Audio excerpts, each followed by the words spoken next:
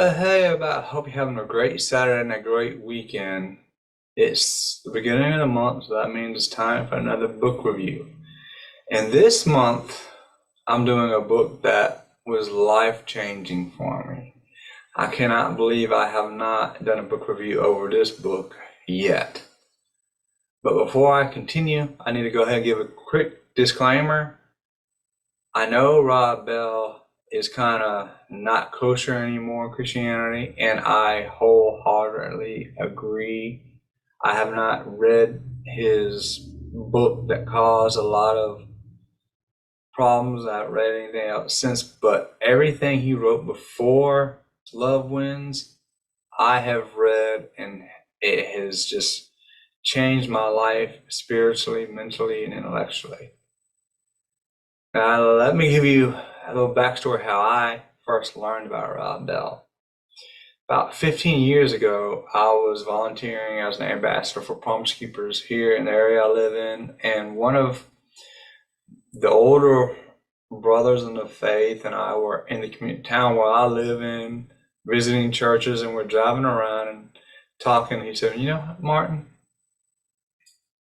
you really are a pretty deep thinker.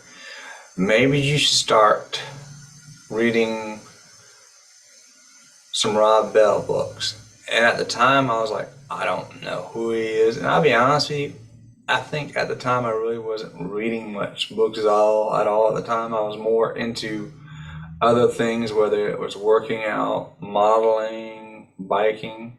I wasn't reading a lot back then. So when he suggested it, I kind of blew it off. And then we went to the Promise Keepers conference, and while at the conference, Promise Keepers showed a brief video of, you guessed it, Rob Bell.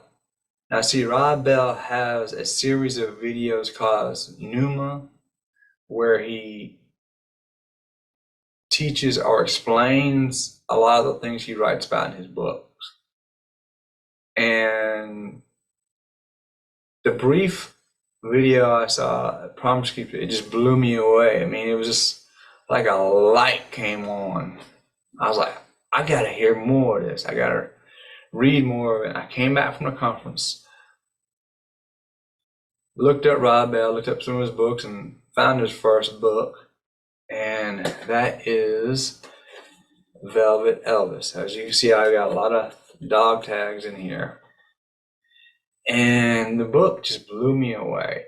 Now,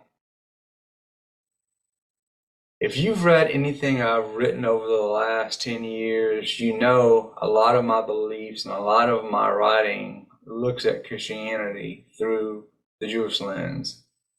And that's actually the subtopic in this book. It's rethinking the Christian perspective.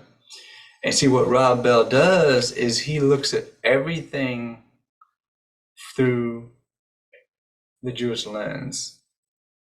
Give you an example. We all know the story of Jesus calling the disciples and asking them one by one to come follow him.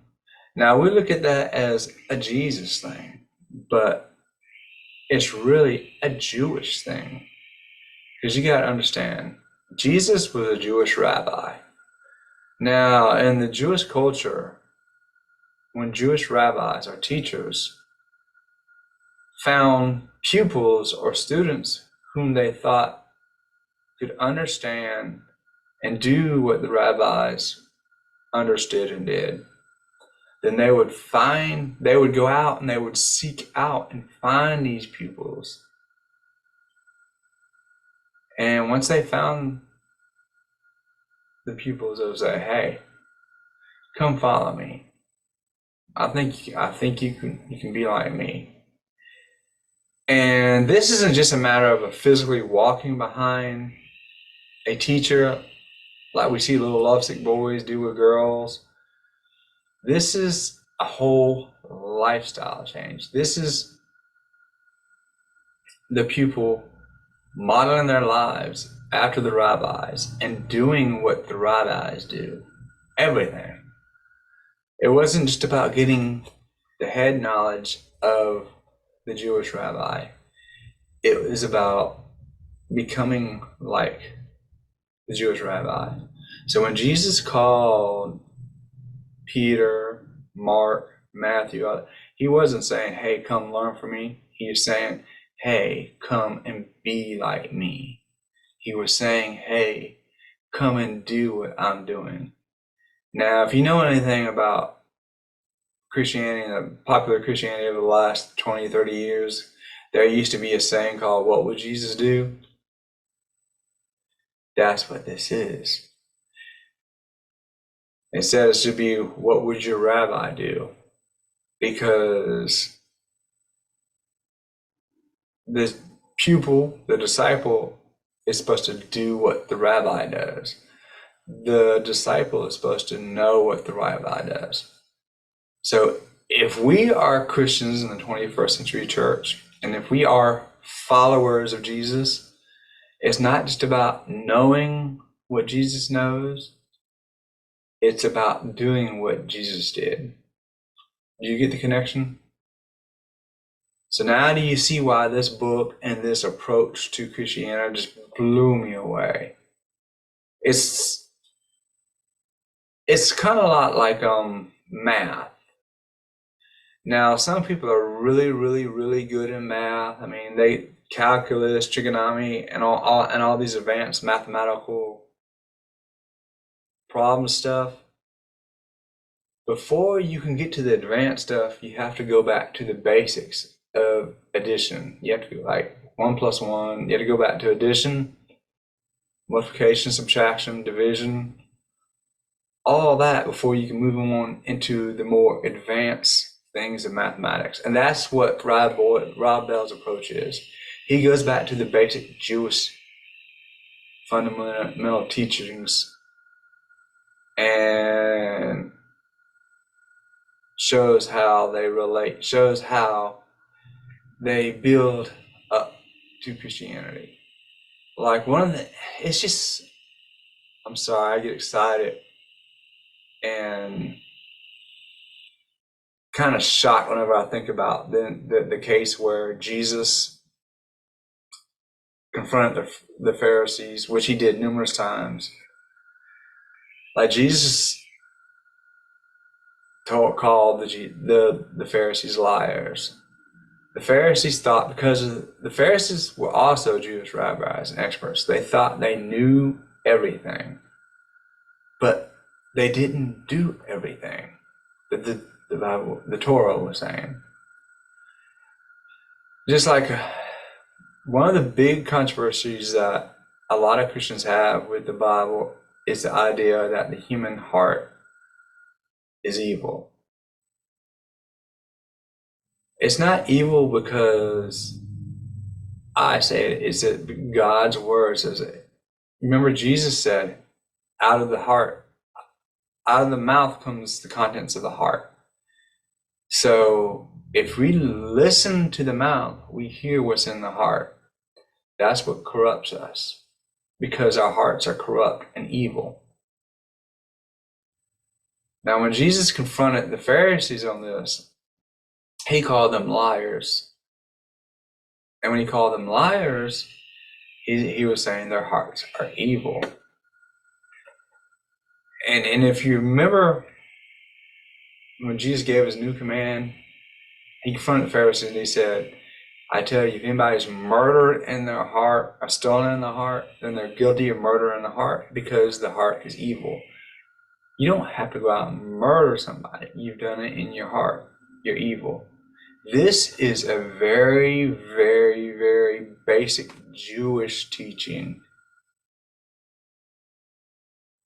And that's why I think a lot of Christians have a problem with understanding just how evil the heart is, because it is a very Jewish teaching. They don't go back into the Old Testament to Jeremiah. They don't go back into the Old Testament into Genesis or Leviticus and read about how evil our hearts is, how God detested or resented that he made man, because man's heart is so corrupt. Now that's scriptural. So when Jesus says the heart is evil and that's where corruption comes from, we can believe it. But this is a Jewish teaching. So Jesus is confronting the Pharisees and reminding them of basic elemental Jewish teachings. Hey, your heart is evil.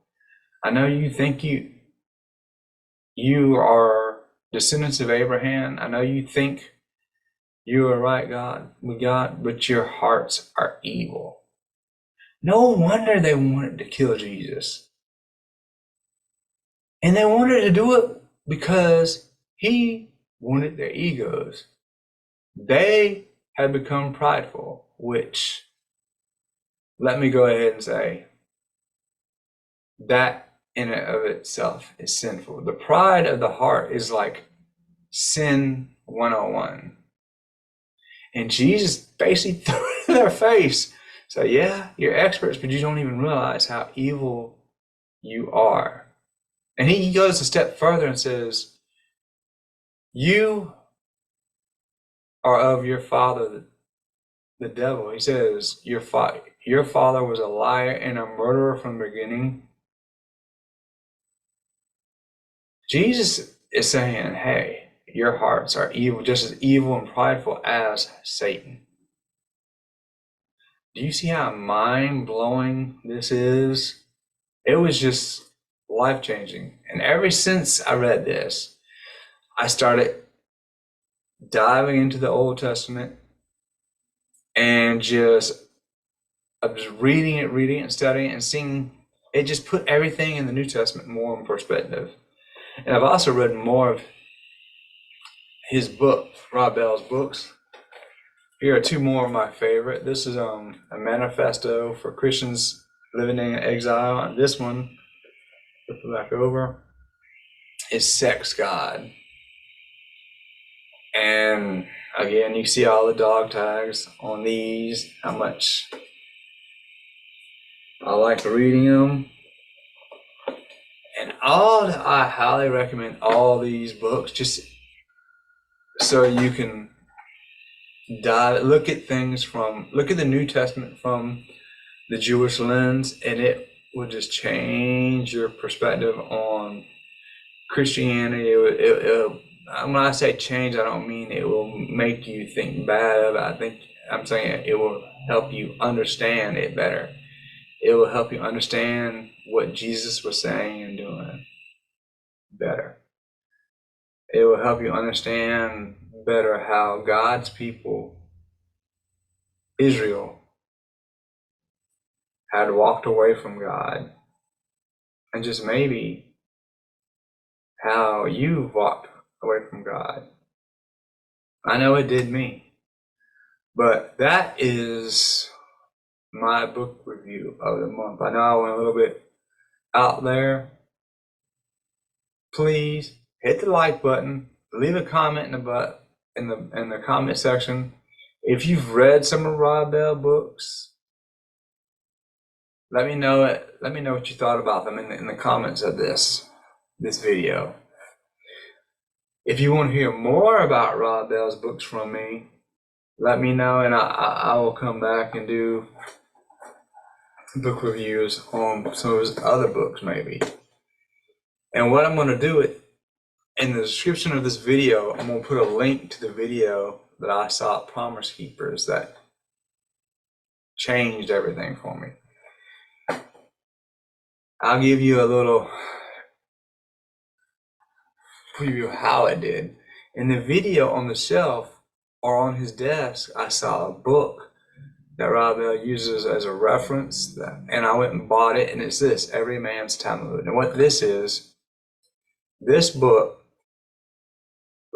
is basic Judaism 101. Is Jewish beliefs on everything from the afterlife, the heart, sin, good, evil, lying, honesty.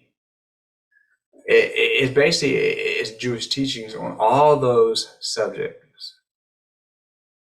And I use it as a study guide and a go-to reference for all of my writing, whether it's my column on Pathos, my personal blog, or just for